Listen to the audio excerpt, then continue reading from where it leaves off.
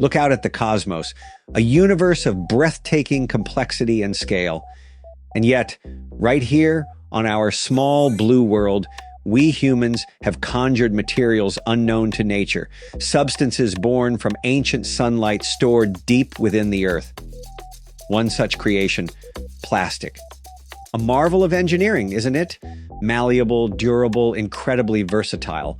We shape it into containers that preserve our food, fibers for our clothes, components for machines that take us to the stars, and tools that save lives. A testament to our ingenuity.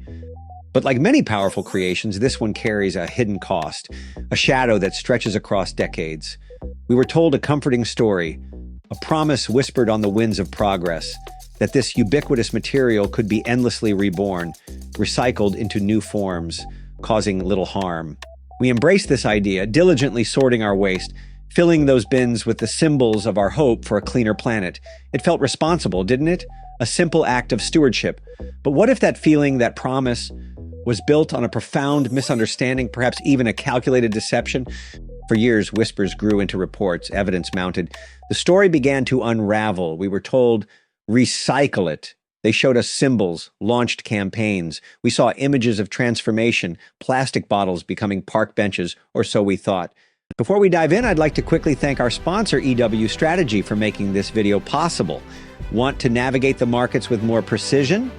EW Strategy offers expert analysis using the Elliott Wave principle to help inform your trading decisions. Join over 85,000 members and elevate your trading game. Their support helps us create content like this. Now let's get started. The truth, however, is far more complex and troubling. Plastic, this miracle material, is derived primarily from fossil fuels, the very substances driving our climate crisis, and its creation is only the beginning of its environmental impact. Because unlike glass or metal, which can often be melted down and reformed almost indefinitely, with minimal loss of quality, plastic is a different beast altogether. Most plastics are polymers, long chains of molecules. Recycling often breaks these chains, degrading the material. Think of it like making a photocopy of a photocopy. Each time the quality diminishes, recycled plastic is often weaker, less versatile. It can't simply become another bottle. It might become carpet fiber or filler material. And often, after just one or two cycles, it becomes unusable landfill fodder. And here lies the heart of the great recycling lie, the familiar symbol with the arrows. It wasn't initially designed to mean recyclable.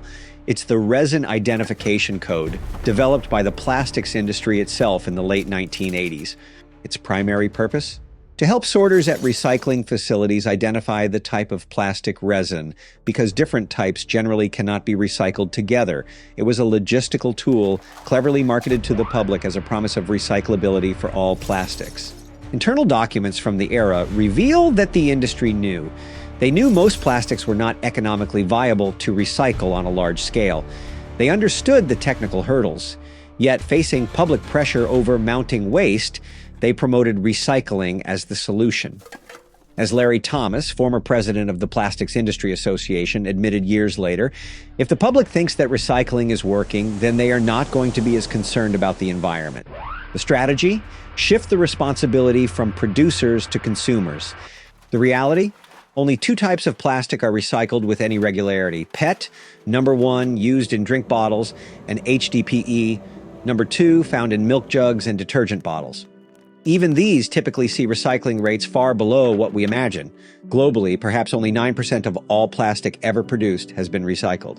Plastics 3 through 7, PVC, LDPE, polypropylene, polystyrene, and the catch-all other category are notoriously difficult and expensive to recycle. Contamination is a huge issue. Even small amounts of food residue or the wrong type of plastic can ruin an entire batch.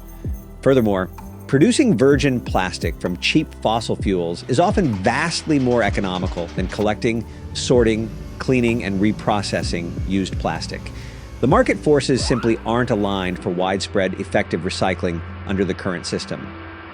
And what happens to the plastic we dutifully put in the recycling bin that isn't truly recycled? Much of it ends up in landfills anyway, or worse, incinerated, releasing harmful pollutants into the air. An enormous amount is shipped overseas. For decades, wealthier nations exported their plastic problem to countries in Asia and Africa, overwhelming their waste management systems and creating devastating environmental and health crises in communities least equipped to handle it. It's an out-of-sight, out-of-mind approach that benefits the producers, not the planet.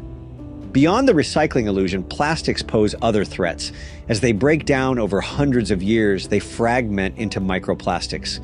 These tiny particles now permeate our oceans, our soil, our air, and even our bodies. We ingest them through food and water, breathe them in. The long-term health effects are still being studied, but concerns are rising about potential links to inflammation, hormonal disruption, and other issues. Chemicals used in plastic production, like BPA and phthalates, can leach into food and drinks, acting as endocrine disruptors. So what can we as inhabitants of this fragile planet do?